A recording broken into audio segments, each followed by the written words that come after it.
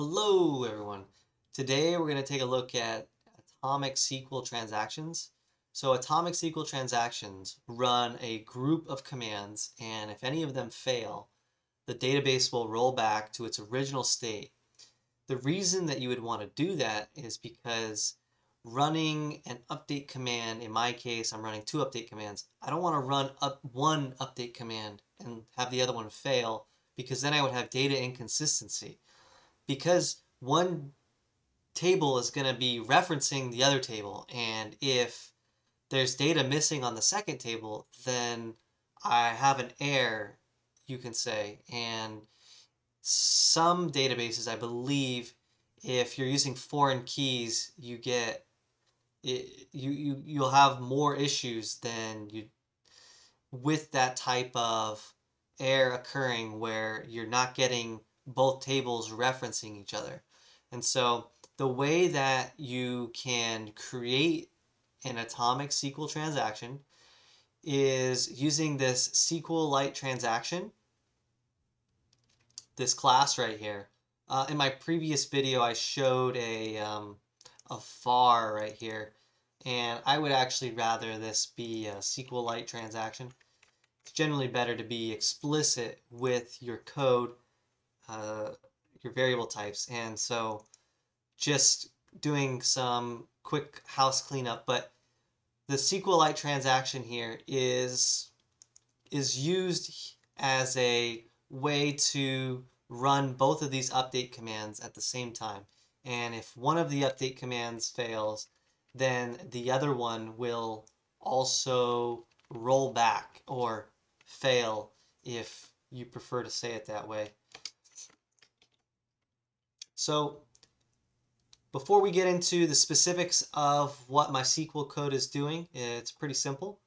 I just want to go over the logic of what we're looking at here. I have a return book button. It looks at this book list table, and if I click return, I'm going to select an item on that table, and if I click return book, then it's going to look for a checkout record that has that matching book. It's going to pull that record. It's going to check if that record has a missing date for the return date. So that means the book still needs to be returned. Then it's going to go to our library books table and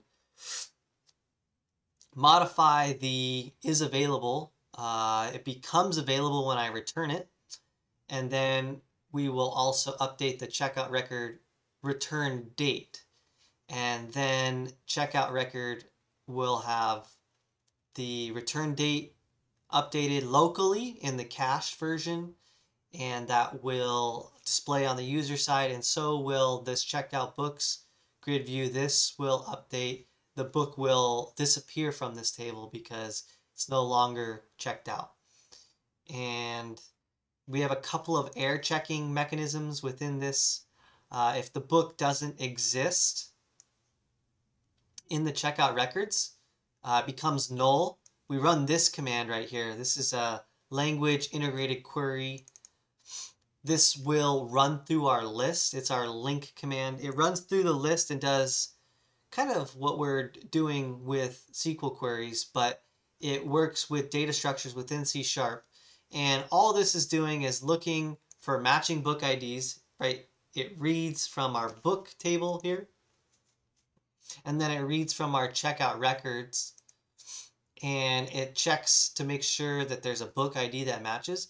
It also checks to see if the return date is null, because you might have checked out that book in the past, but we only want to look at books that are currently checked out when we're trying to return a book. And then we also do a little bit of a redundant check of if the user ID matches.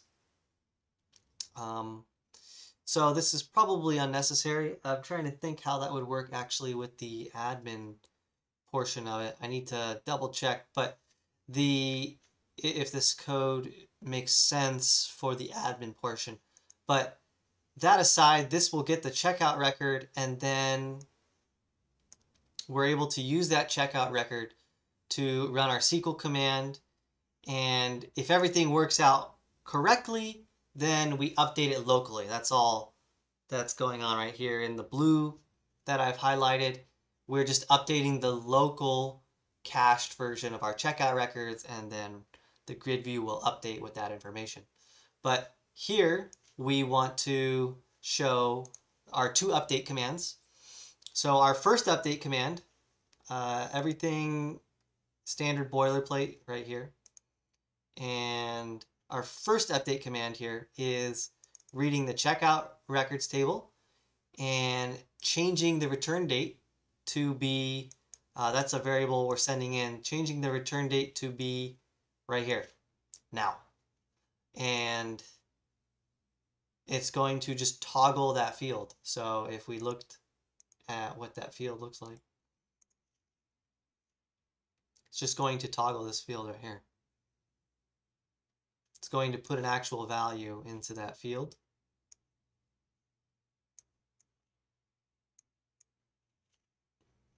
Then our second update is going to do something similar, except for the library books table here. And it's going to toggle the is available field.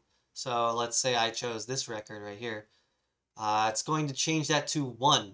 Right now it's 0, meaning the book is not available, and we want to be able to return that. So it's going to change that value based on the library book ID. So whatever book is being chosen here, it's only going to be one of these that currently is checked out, right?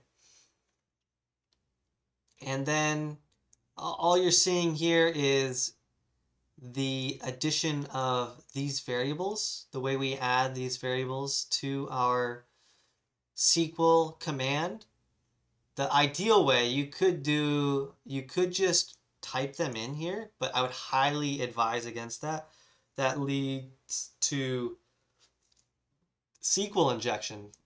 So don't just copy this into this field right here, or likewise this into here.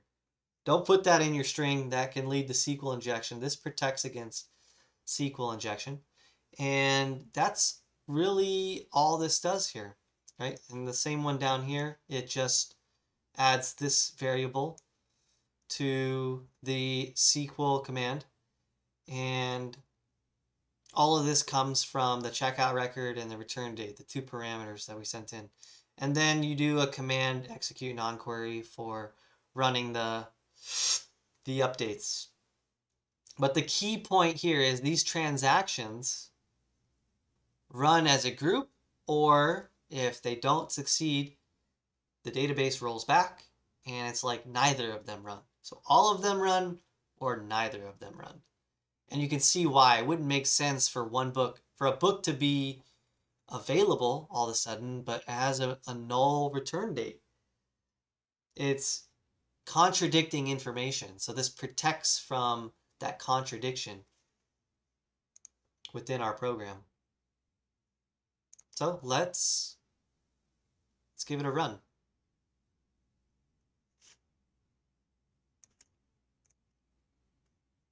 We have Alan Turing here.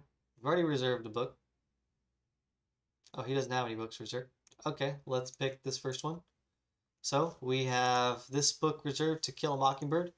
And remember, we're using just this grid view on the left here. And we've returned it, our return date updated, and our checkout books also updated. And when we close the program and come back to it, that information will persist because now we are reading from our database, right? It's no longer temporarily stored. This is long term. So that's a quick rundown of using an atomic SQL transaction. I hope this was informative, and thanks for watching. And I'll see you in the next video. Take care.